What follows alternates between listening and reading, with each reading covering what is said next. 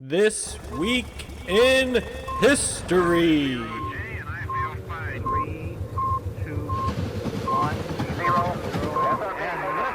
Discovery, go at throttle up.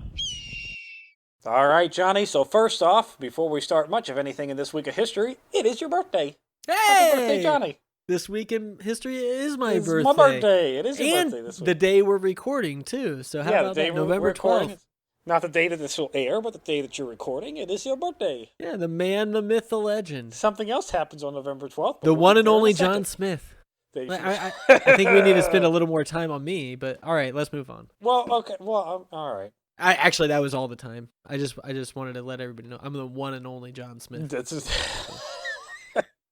The Armistice of 1918 is formally signed at 5:45 in the morning, ending all land, sea, and air hostilities in World War I on November 11th at 11 a.m. So it's signed at 5:45. They give it till 11 a.m. for all the hostilities to end. So, I guess the word to make it all the way out to the front lines or just to get a last-minute land grab.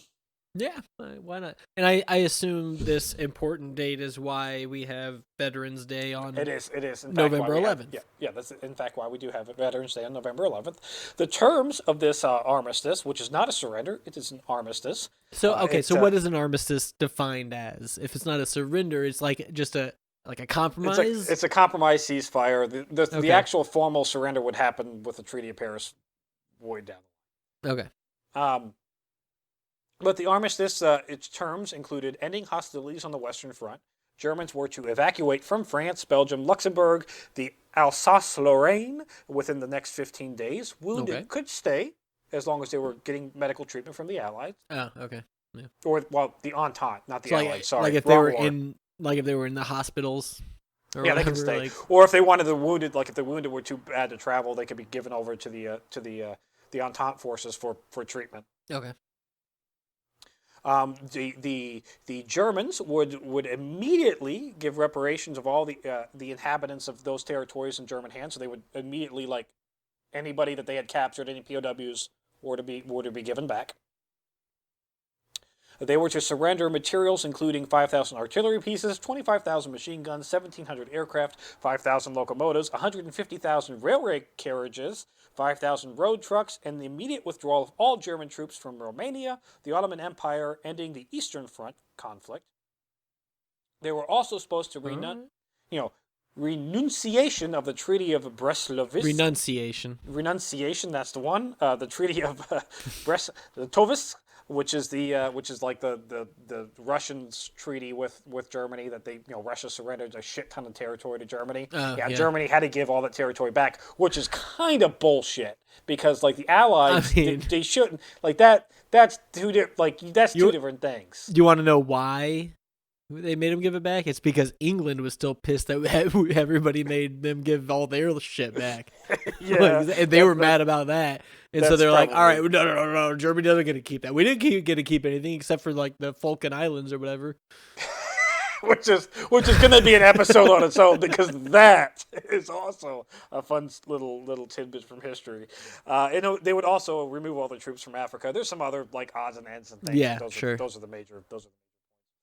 Many Allied positions continued to fire on the German positions after 5:45 until 11 a.m., even though they knew the armistice was coming. Yeah. They just didn't want, and I'm not making this up, they didn't want to carry the ammunition back with them, so they're like, we'll just fire it. So were they even trying to hit anything? Are they just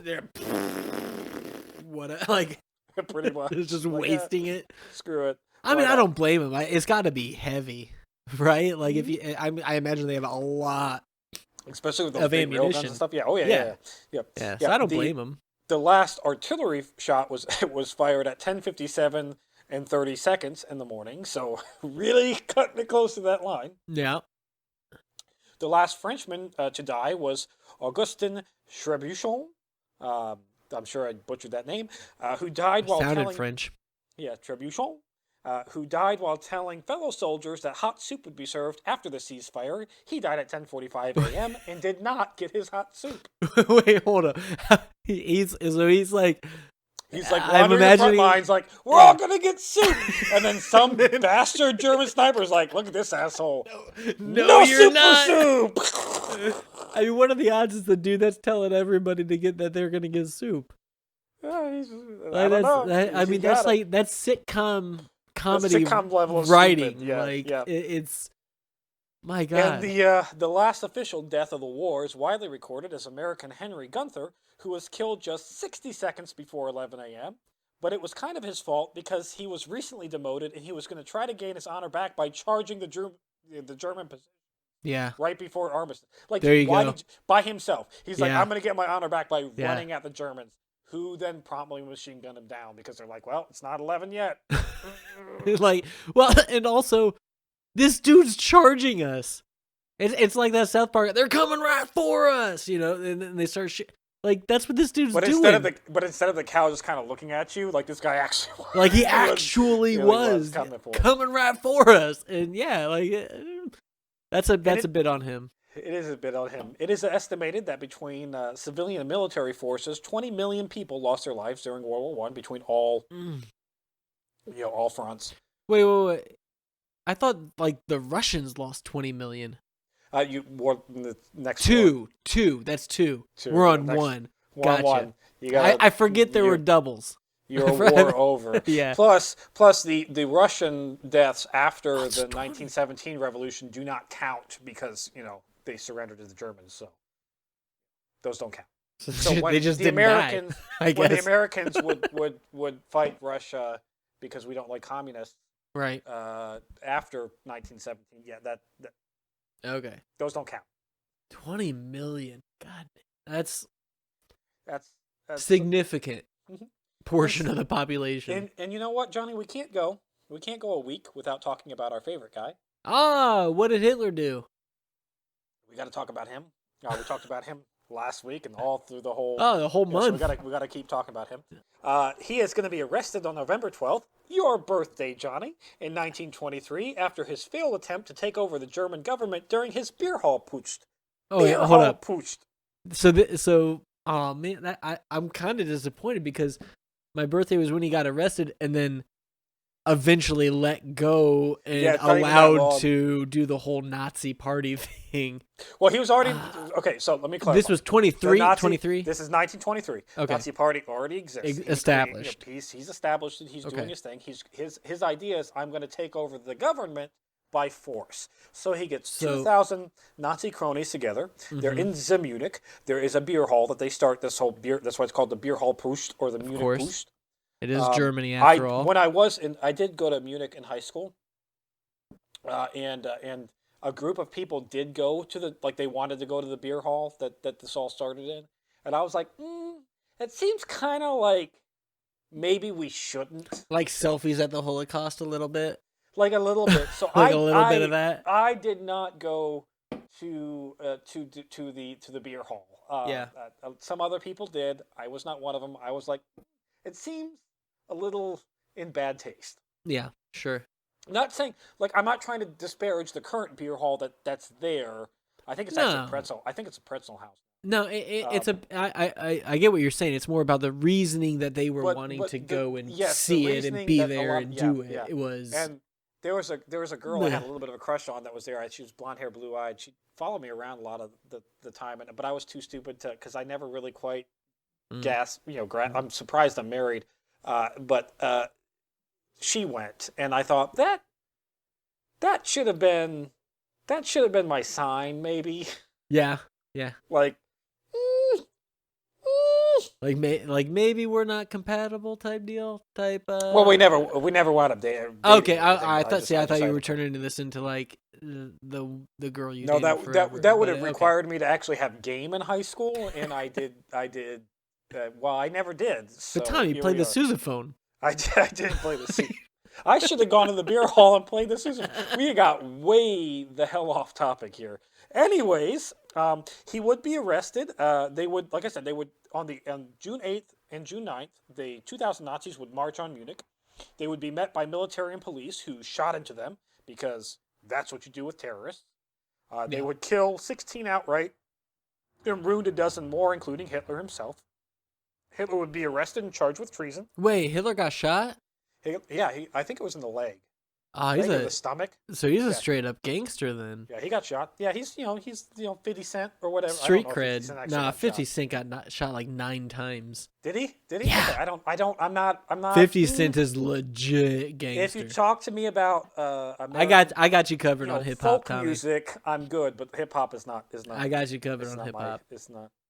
Go shawty. It's your birthday. That's about the only, and that's 50 Cent, right? That was 50 Cent. I'm the whitest white guy there is. Anyways, he would be charged with treason, but during his trial, his oratory skills convinced the judge to give him a light sentence of 5 years for treason. A silver tongue. And by the way, of that 5 years, Johnny, he only served a little less than 9 months. That's worse than the American justice system. Like, usually you get 9, you serve 4.5, right? The door was never locked. Like, he was allowed to bring his own furniture into his prison. It was so it's like any hotel room would be. The door was open. And while in prison, he wrote his memoirs, Mein Kampf, My Struggle, which was like the Nazi party, like, this is... And in Mein Kampf, not that you should ever read it because it is an awful read. And I don't mean because, like, it's crazy. I mean, like, it's awful. Because it was written by a crazy person. It's just awful. But in it specifically says, like, when I get out of prison, this is what I'm going to do to take over Germany. He's in jail writing this for treason against Germany, and he's writing, like, this is how I'm going to take over. And they're like, that's cool. And after he got finished writing it, they're like, yeah, you can leave. So basically his punishment was, I'm an editor, and I'm giving you a deadline. You're not getting out of this room until your book's done. And then the minute his book was done, they're like, good, you can go. So I'm guessing the people in charge were just like he's a lunatic type. Yeah, that's like, he's just a crazy person saying he's going to take over the world type shit.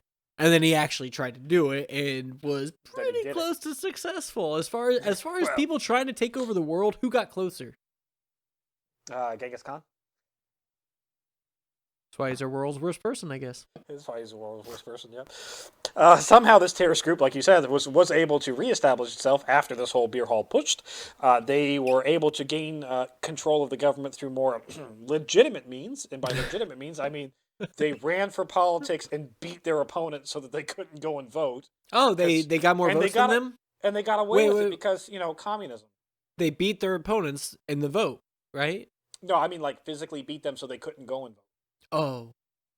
Oh, that's different. That's So I saw random tangent, and I'm going to be done. But random tangent, like I saw on Facebook, like the Nazi Party didn't like seize power; they gained power through like legitimate elections. But they didn't. They didn't.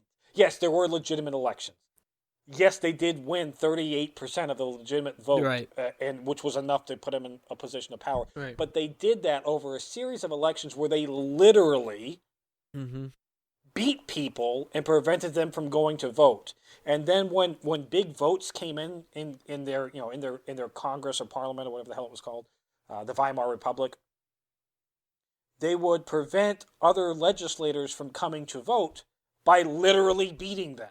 So they seized power. It wasn't like the German people were all up. Like it wasn't like 70 million German people voted for him. Yeah, well, and here's the thing, like, I'm reiterating something I've said before, but I think this is where a lot of Americans get hung up, is he won the election with 38% of the vote because Germany is not a two-party system like America is. And he didn't win the presidency. He was given the vice chancellorship, and then, the head guy dies. So, like, again, even then, it's not like he was like he had a helping hand, one way or the other. Right. And that's This Week in History.